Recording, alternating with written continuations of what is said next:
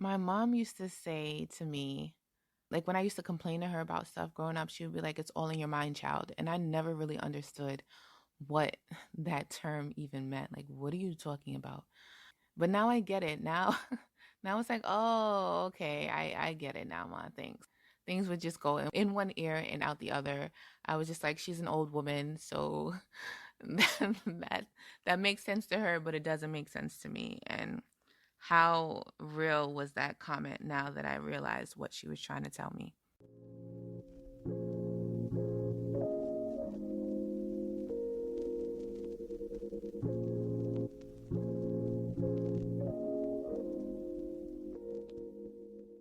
Hi, everyone. Welcome back to Get Candid Podcast. I'm your host, Ravin Joseph. And on today's episode, yes, we're going to talk about the word believe and how much power that word has. Last week, I spoke on vulnerability, and one of our listeners shared with me that some of the insights that I shared were similar to Brene Brown. So I looked her up and I watched one of her videos about vulnerability. So who she is, she's a storyteller and researcher, and she's been researching for over 2 decades vulnerability, and she has a lot of great content. So I will be on there more. But I did watch one video where she did a TED Talk, and she talked about how to wholeheartedly, and she talked about courage, compassion, connection, and being vulnerable. And that meant like letting ourselves be seen, loving ourselves unconditionally without any guarantees, practicing gratitude and lovingness. And she finally ended her TED Talk with believing that you are enough. And so that was something that I shared in my last episode, like that believe in you. And I think that we take that word believe so lightly, and that can change our whole world. What we believe can change our whole world. When we think like, what is the definition of believe, right? It means to accept something that as true. So if we're not believing what we're saying, then we're not accepting that as true. And this is why I think that things don't change for us, because we're not truly believing with our heart, our mind, and our soul. So I'm going to play this video for you by Les Brown. He is my favorite motivational speaker. It's just an intro to where I'm going with this conversation. So listen up. If you can believe it, you can receive it.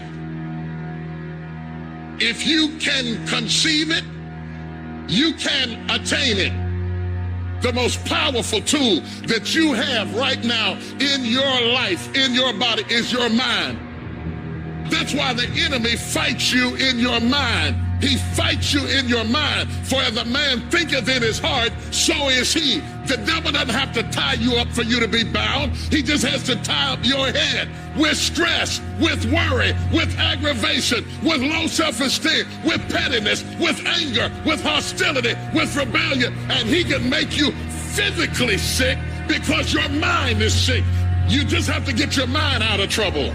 Lay your hands on your head and say, give me a new mind. Give me a new mind means give me a new perspective.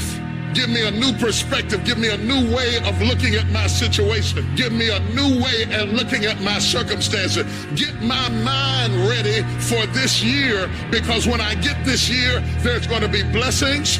There's going to be miracles. There's going to be opportunities. Oh, yes, it's going to be some struggles. It's going to be some challenges. It's going to be some tests. But even the struggles are an opportunity for me to show off the victory if my mind can handle the change. If you can get your mind out, you can get your money out. You can get your family out. You can get your job out. You can get your career out. You can get your health out. You can get your prosperity out. If you can get your mind out, no devil in hell, no weapon formed against you, no enemy that hates you can stop you from being free. Grab yourself by the head and say, we're coming out of this. As he said, our mind is where all the change starts. If we really want to grow, if we want to live differently, if we want to be happy, it starts in our mind. And mindfulness is a really big practice. And I'm not even talking about meditation. I'm just talking about like paying attention to our thoughts and paying attention to what we focus most of our thoughts on. I know for me in the past, I used to be a daydreamer. I used to replay things in my head over and over again of how I could do it differently. But I say this to say, if we focus on the past, we're just going to repeat the same cycles. So it doesn't make any sense for us to focus on those things. We struggle in America, I'm talking about America, with all of these things of depression and anxiety. And again, it starts with our mind and where our mind is at. And so mindfulness helps to improve the symptoms of those conditions. And one of the books that I listened to that really opened up my mind to the way our brain works was The Power of the Subconscious Mind. In it, the author describes our conscious mind as planting seeds in our subconscious. So basically, he was saying that the things that we think with our mind, the things that we think about, like if we're interacting with our environment, those thoughts are our conscious mind. And our conscious mind, whatever our thoughts are, it goes into, because our mind is dual, so there's two parts to it that work together. And so that those thoughts of our conscious mind goes into our subconscious mind, and our subconscious mind is responsible for making things happen, whether good or bad. So if we're focusing on more of the bad, then that means bad things are going to come into our life. So that's why it's important to focus on gratitude and the joy and the good things, and focus on what we do want instead of what we don't. I was speaking to someone about just the importance of planting seeds. So, yes, mindfulness, being aware of what is going on in our thoughts and how much we're focusing on the negative and how we can focus on the positive. But it's also how we talk to ourselves and how we talk to others. Like, I noticed that a lot of the times when I first began doing mindfulness practices, a lot of the times I was talking to myself, but I wasn't talking to myself kindly. I wasn't saying these things out loud, but just hearing the science behind how we talked, like how the mind works. I'm just like, oh, so I kind of had some responsibility for the things that are going on in my life. And that's tough to say that I am responsible for my failures, right? And not to turn the blame onto someone else, but to say like, this is my responsibility, and just to know that it's possible to change by accepting the past for what it is, but intentionally wanting to change our thoughts for the future. And in this day and age, I know that it's hard. People are having a hard time coping, and our true colors are showing, and it shows in how we interact with ourselves, and it shows how we interact with others. For those of us who have kids or work with children, we've been challenged to the point where some of us don't show up how we would show up before. And sometimes we find ourselves talking to people and we don't realize the power in our words. We're not realizing that the way our brain works, every conversation has meaning. Every conversation is a seed. And another thing that came up in the book, the author was saying that basically we are what we believe. We are what we accept into our lives as true. So say for instance, I'm talking to a student and I tell a student they're never going to amount to anything. And in our head, we can see like, oh, this student is misbehaving. There's constantly acting out. All of these things are happening. Now, we're not even showing any compassion, or we're just tired of showing compassion and we start to say what we truly feel, right? Not realizing that the way our mind works is that whatever someone says to us, if we decide to accept it as truth, it can change our lives. So if we tell a child, or we tell our children, oh, you're not going to be anything, because you're doing this or X, Y, and Z, they're going to take that in. So be very mindful about how you are speaking to others and also speaking to yourself, because again, they can accept that as true, or they can just laugh at it and say like, I'm not that person, I can be better, right? So being mindful of how you interact with other people and what they tell you about yourselves, whether you want to accept what they're saying as truth. If you accept the negative about what somebody's saying about you, That's probably because you already feel that way, right? So if we're saying that something to a child that they're not going to be something and they already feel that about themselves, you're just reinforcing that belief. So the part that I'm trying to like emphasize on is that we have to make sure that we're always speaking life. We have to make sure that we're speaking life into our kids, and we have to make sure that we're speaking life into ourselves. So even if you can't even see it, and this is coming from like a spiritual place, I believe that all things are possible through Christ, right? That's one of my favorite scriptures.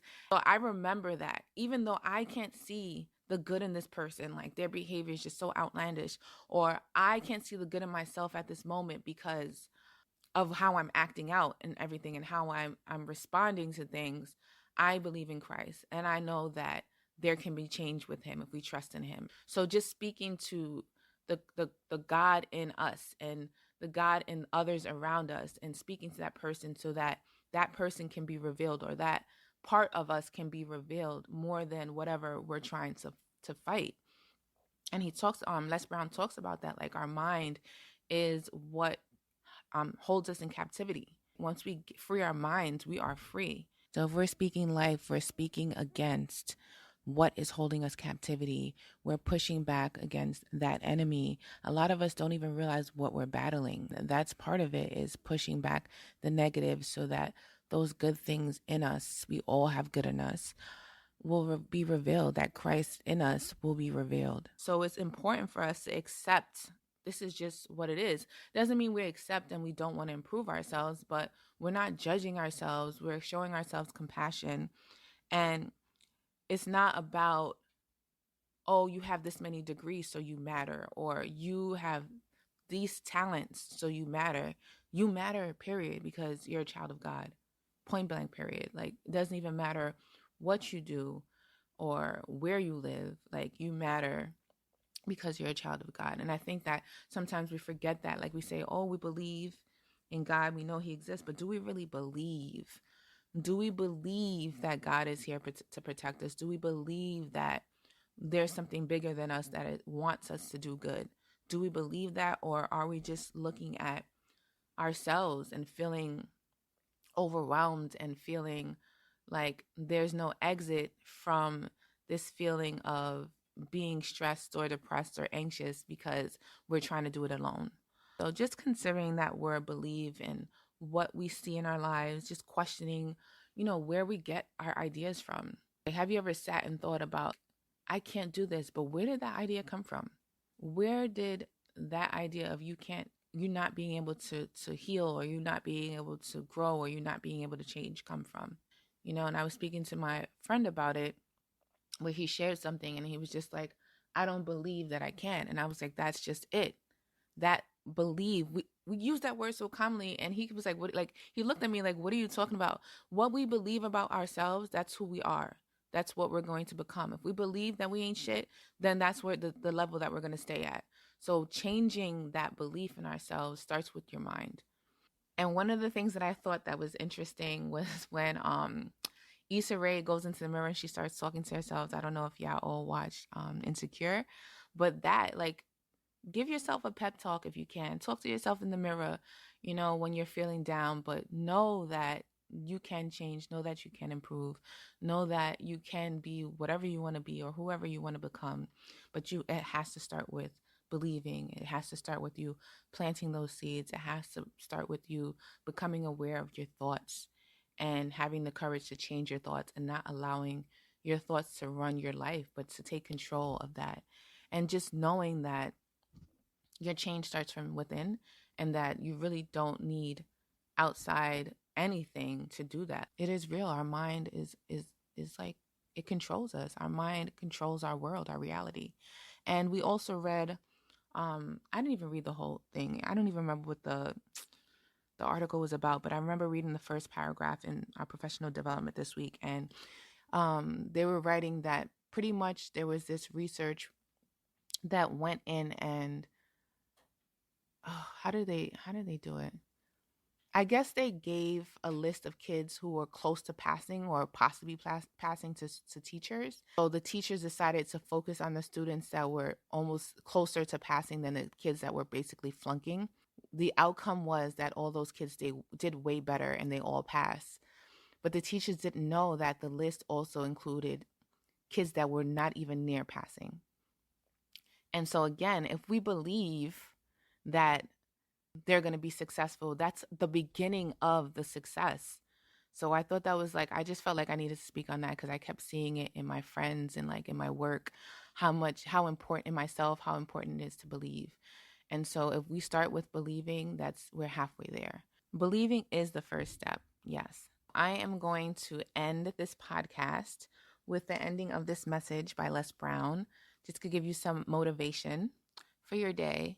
And also, if you want to share your comments with me, I do appreciate it. I do read emails and stuff like that. You can email me at getcandid@candidsoulco.com. You can subscribe to our newsletter at www.candidsoul.com.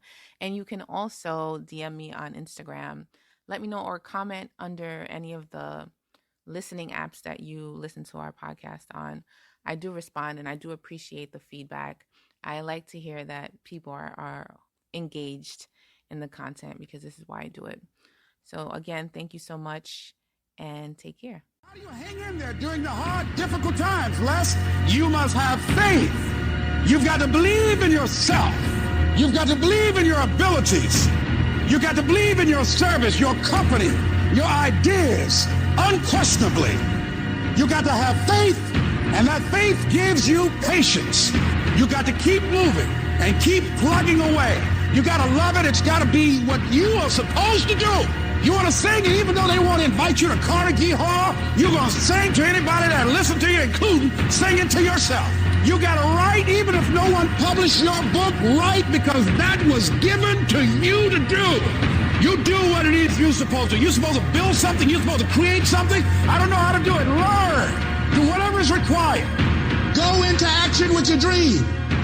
And don't avoid where the fights are. Get in the midst of the fight. Get knocked down so you can learn how to fight, so you can hold your position. Stand up for your dreams. Stand up for what you want in your life. Decide that your life is so meaningful to you, that you love you and you love life so much that you're going to stand up for something you want. Stand up for what you believe in, because you can fall for anything.